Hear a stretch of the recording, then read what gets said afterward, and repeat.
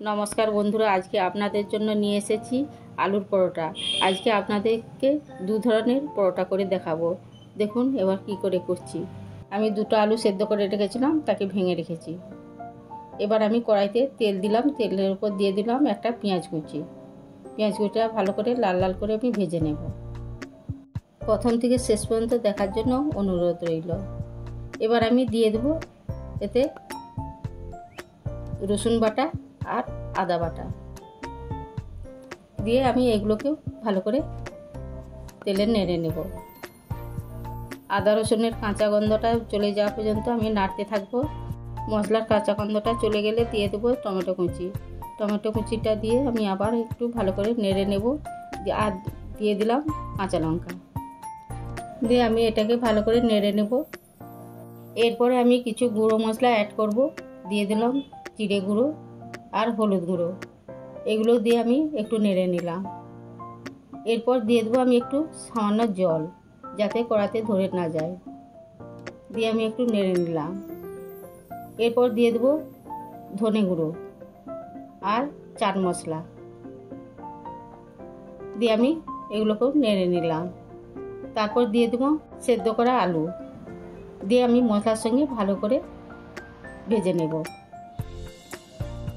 নতুন বন্ধুদের জন্য রইল সাবস্ক্রাইব করার অনুরোধ, আর পুরনো বন্ধুদের জন্য রইল ভালোবাসা।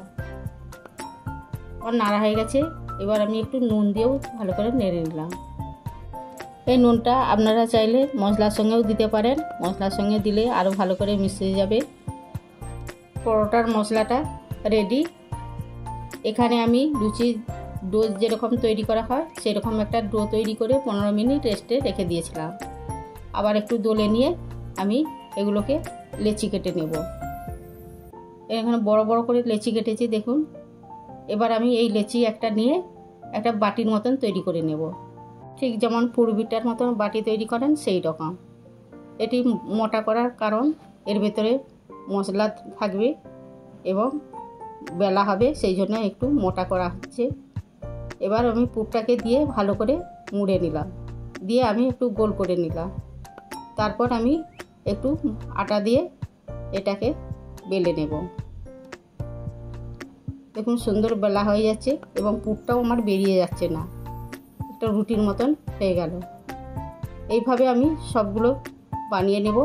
এবার আমি একটা আপনাদেরকে অন্যরকম একটা বানানো দেখিয়ে দিচ্ছি। এটাও আমি দুটো রুটির মতন আমি বেলে নেব। যেমন রুটি পাতলা করে বেলেন সেরকম পাতলা করে দুটো রুটি বেলে নেবেন। আমার বেলাও হয়ে গেছে। এবার আমি এতে পুর দিয়ে দিলাম। পুরটা একটু মেলে দিলাম দেখুন। তারপরে আবার একটা রুটির বেলে রেখেছিলাম যে সেইটাকে আমি তার উপরে চাপিয়ে দিলাম। দিয়ে আমি একটু জল দিয়ে ভালো করে চেপে দিলাম। দিয়ে আমি একটি কাঁটা চামচে করে নকশা করে দিলাম। আপনারা চাইলে অন্যরকম নকশাও করতে পারেন। এবার আমি তাওয়াতে এগুলোকে এক এক করে ভেজে নেব। প্রথমে ভাজছি নকশা করা এই রুটিটা। দেখুন তেল দিয়ে আমি ভেজে নিচ্ছি, সুন্দর ফুলে গেছে। এবার আমি নর্মাল আলুর পরোটাটা দেখিয়ে দিচ্ছি ভেজে। দেখুন দুপাশে অল্প অল্প তেল দিয়ে আমি ভেজে নিচ্ছি। আর সুন্দর ফুলে যাচ্ছে। দেখুন কত সুন্দর, একবারে টোল টোল হয়ে যাচ্ছে। দেখুন কত সুন্দর হয়েছে। এটা ভাজা হয়ে গেছে। এবার আমি তুলে দিলাম। এভাবে আমি সবগুলো ভেজে নিয়েছি। এটিকে মাংস, আচার, আলুর তরকারি দিয়ে খাবেন, খুবই ভালো লাগবে। আমার ভিডিওটি ভালো লাগলে লাইক, কমেন্ট, শেয়ার করবেন। সুস্থ থাকুন, ভালো থাকুন। দেখা হচ্ছে পরের ভিডিওতে।